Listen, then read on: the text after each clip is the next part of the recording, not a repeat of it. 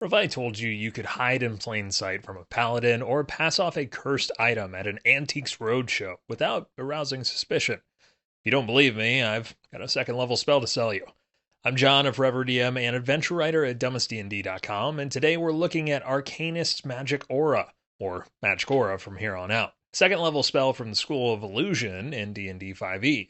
Available to wizards and arcane domain clerics, Magic Aura lets you give objects or creatures a false appearance to other magic users. This is another Where the Wizard Goes spell, and is also called Nystul's Magic Aura. Third level Arcana domain clerics get Magic Aura as a domain spell, so that's pretty nice. What's not pretty nice is that this spell causes a lot of grief on the internet, with many calling it the most controversial spell because of its wording. This has made this spell a tough one to dig into, so I'll be curious to see where you all fall. Be sure to let me know in the comments, while also hitting subscribe so you get these as soon as they go up. The core controversy lies in the verbiage in what is generally considered flavor text. The text says divination spells, very specific. It then later mentions the triggering of symbol, which is an abjuration spell. It also mentions divine sense, which doesn't technically get categorized as magical or divination features. The discrepancy in the description will be the only ammo a rules lawyer needs, so DMs, you better armor up. As always, talk to your table about what does and does not fly with Magic Aura. That way no one is surprised when it's cast. An impromptu poll of our Threads followers showed that 71% of folks take the loose interpretation of Magic Aura, with only 17% making it strict to divination. Because of this chaos, I've left out uses for now, but if prompted by you, I'll also create a separate uses video and split it into strict and loose rule following. Let me know in the comments if you want a deep dive in uses as well. Now, on to the rules as written. You place an illusion on a creature or an object you touch so that divination spells reveal false information about it. Fight the forces of good or evil with your own forces of good or evil by essentially applying a magical scent that'll throw folks off the trail. This covers objects and creatures. My party frequently casts Detect Magic because they're worried about necromancers, so Magic Aura could trick them into thinking something is from a different school of magic or isn't magic to begin with.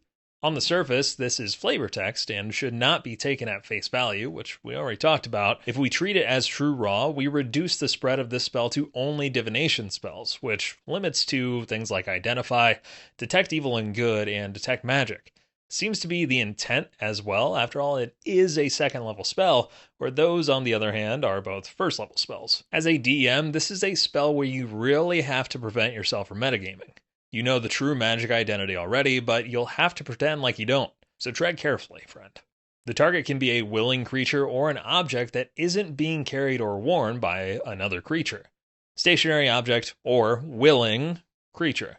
It only takes one action to cast and lasts 24 hours, but will likely not be a combat spell unless there's some sort of construct specifically targeting creature types. When you cast the spell, choose one or both of the following effects. One or both of these. The effect lasts for the duration. Two options, each last for 24 hours. Pretty solid time span for a second level spell. If you cast this spell on the same creature or object every day for 30 days, placing the same effect on it each time, the illusion lasts until it's dispelled. Permanence in 5e, what is this, 3rd edition? Spell permanence is rare, and how exactly you choose to enact it at the table is up to your DM, but especially if you're carrying the ancient tome of Boblin, it might be worth giving it a permanent false aura to prevent the goblin shamans from tracking it down and discovering the truth. Speaking of false aura, let's take a look at the benefits. False aura. You change the way the target appears to spells and magical effects, such as Detect Magic, that detect magical auras. Not to individuals directly, but to spells and magical effects. Some detection spell is used. False Aura protects the tome from revealing the true magical identity.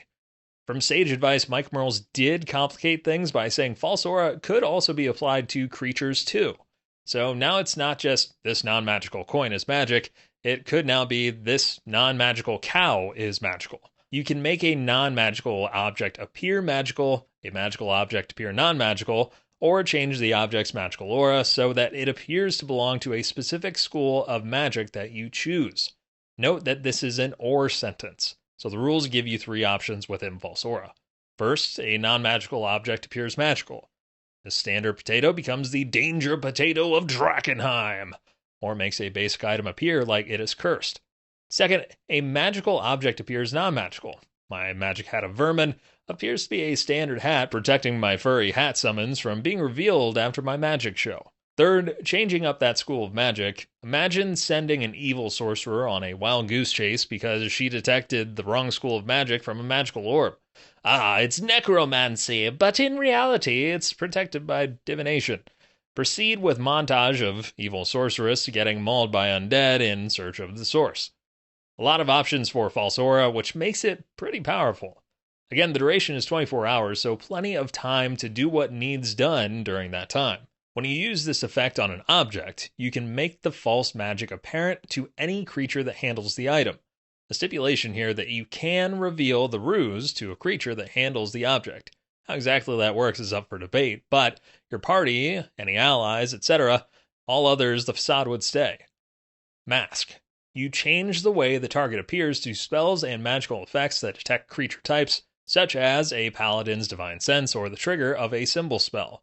This is essentially False Aura, but for creatures and not objects. You choose a creature type, and other spells and magical effects treat the target as if it were a creature of that type or of that alignment. Pick a creature type, not a creature type, and protect or pummel them based on how your spells work. Have a dead beast you'd like to animate with Animate Dead? Can't do it, bub. Animate Dead only works on humanoids. But if you use Mask on creature type beast to look like humanoid, suddenly you can pal around with a pony that was unalived again. If only Atreyu had those powers. Damn you, Swamp of Sadness. For further impressing the excellence of Mask upon you, if you mask an elemental as a humanoid, you could likely get a zombie elemental through Finger of Death if you manage to kill the elemental. Again, this depends on if you only apply this to divination detection spells. If you don't, I love Mask and think it's a great combo spell for the casters in your party. Where it gets tough is the last sentence here. It's calling out other spells and magical effects instead of referencing divination spells specifically, while talking about detection spells, since all spells that determine creature type or alignment are technically detection spells. So now we're back to, what does detection mean? Is it truly a spell that has the word detect in there? Or is it a spell where creature type is detected via the spell's actions? A lot of arguments for both sides point to planar binding, in which the target must be a celestial, elemental, fey, or fiend. Loose magic aura interpretation says I could make the humanoid be viewed as a celestial and bind them to my service. Strict magic aura says it's a great case, where it falls outside of the divination and can't be used. This is what I love and hate about D&D.